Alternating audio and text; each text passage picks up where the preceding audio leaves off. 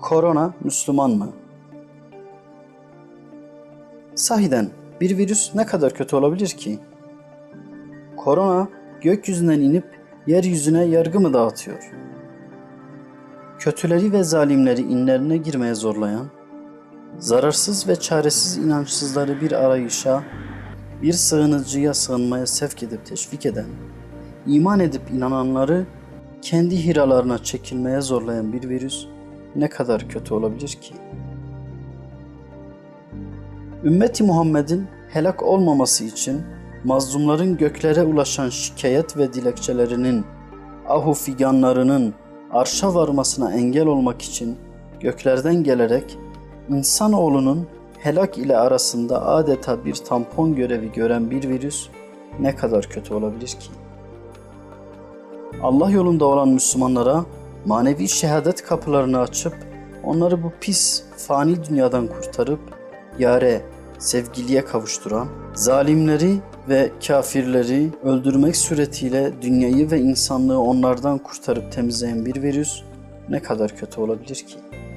Savaşlara, bombalara, kan ve gözyaşlarına, zulümlere, işgallere, insan hakları aykırılıklarına, hayvanlara ve doğaya verilen zararları durduran, taciz, tecavüz, kumar, fuhuşun yanında kadın, çocuk, insan ticaretine büyük oranda engel olan, mazlum ve mağdurlara bir nefes ve de görünmez bir kalkan olan, dünyaya, çevreye, insanlara ve diğer canlılara nefes aldıran bir virüs kötü olabilir mi?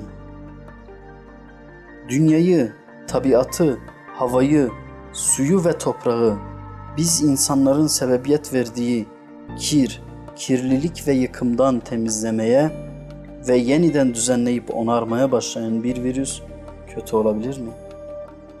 Bireysel ve organize suçları tarihin en düşük seviyelerine minimize eden, asayişi berkemal kılan bir virüs kötü olabilir mi?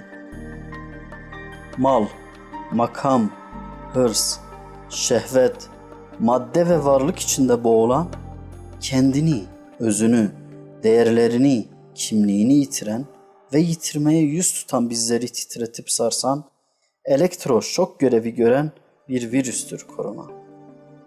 Kendinden uzaklaşan insanı izolasyonla kendisiyle bir araya getirten, kendini hesaba çekmeyeni hesaba çekmeye, ölümü baktığı halde kendi ölümünü görmeyenleri bakıp görmeye vesile olan, ölüm rabıtası yaptıran bir virüs. İnsanın varlık amacını tekrar hatırlamasına sebep olan, kimim, nereden geldim, nereye gidiyorum ve benzeri sorulara yanıt aratan, yeniden akletme ve tefekkür etme melekeleri kazandırmaya başlayan bir virüs kötü olabilir mi? İnsanı sokak ve caddelerimizdeki haramlardan, ticaret ve alışverişlerimizdeki haramdan nispeten de olsa uzaklaştıran, bireysel ve toplumsal, gizli ve aşikar günahlarımızı asgariye indiren şey kötü olabilir mi?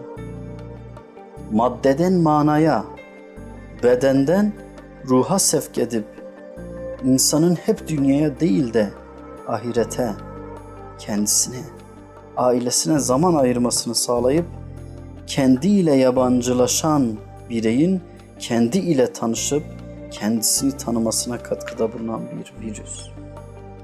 Zaman ve fırsat bulamayıp arasına mesafe koyduğu ibadet ve taatlere, okumalara, hobilere, üretkenliğine ve kitaplarına dönüş sağlatıyor. Korona açılmayan, başta Ümmül Kitap olan Kur'an-ı Kerim ve diğer bütün kitaplara yönelterek bize bilgi ve değer katıp bizleri değerli kılıyor. Dünya tarihinin yeniden şekillenişine ve yazılışına tanık oluyoruz. Muhtemeldir ki olmaya da devam edeceğiz şayet yaşar isek. Ve işte gerçek Tanrı. Tek ilah sahnede, insanların yeterince tanrıcılık oynadığı bir dünyada ebatını, mahiyetini, küçüklüğünü dahi idrak etmekte güçlük çekip aciz kaldığımız bir virüsün sivrisinekvari biçimde Nemrutlara, tsunami misali firavunlara, ebabil vari şekilde ebrehelere, yani tanrıcılık oynayanlara, sözüm ona tanrılara, sözde tanrılara, modern tanrılara, meydan okuyuşuna ve tüm dünyaya yargı dağıtışına tanık oluyoruz.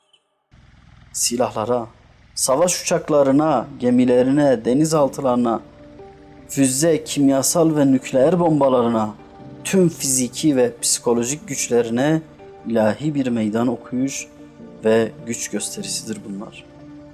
Allah'ın görünmez ordularının bir tek neferinin dünyaya ve insana meydan okumasıdır bu. 500 yıl sonra Endülüs'te, İspanya'da ezan okutan, Almanya ve Hollanda'da ezan seslerini yükselten, İtalya'da polis araçlarından ezan anonsları yaptıran, birçok gayrimüslim lidere Allah'ın kelamını dinlettiren bir virüs kötü olabilir mi? Kiliselerde namaz kıldırtıp Kur'an okutan bir virüs kötü olabilir mi? Başta Avrupa olmak üzere dünyanın her yerinde insanların hızla İslam'a girmeye başlamasına vesile olan, İslam'a karşı duyulan asılsız ve kurgu olan olumsuz algıların yumuşamasına, hatta kırılmasına vesile olan bir virüs kötü olabilir mi?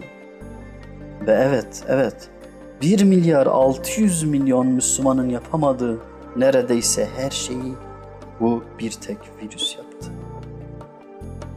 Dünya İslam'a gebedir ve bir asra yakındır artarak süren doğum sancılarının sonuna gelinmeye başlandı ve gebelik bitiyor.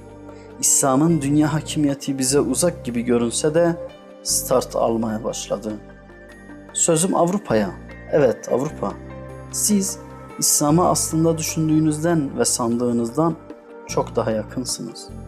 Eğer Avrupa Batı İslam'a girerse Allah bizi cennete bile yaklaştırmaz belki şeklinde bir öz eleştiri yapmıştı bir kardeşimiz. Siz İslam ahlak ve medeniyetini belki bizden bile fazla yaşıyorsunuz. Tıpkı Habeş kralı rahmetli Necaşi'nin dediği gibi aramızda ince bir çizgiden başka bir şey yok. Hem biz de Meryem anamızı kabul ediyor, Hazreti İsa'yı da peygamberlerimizden kabul edip iman ediyoruz.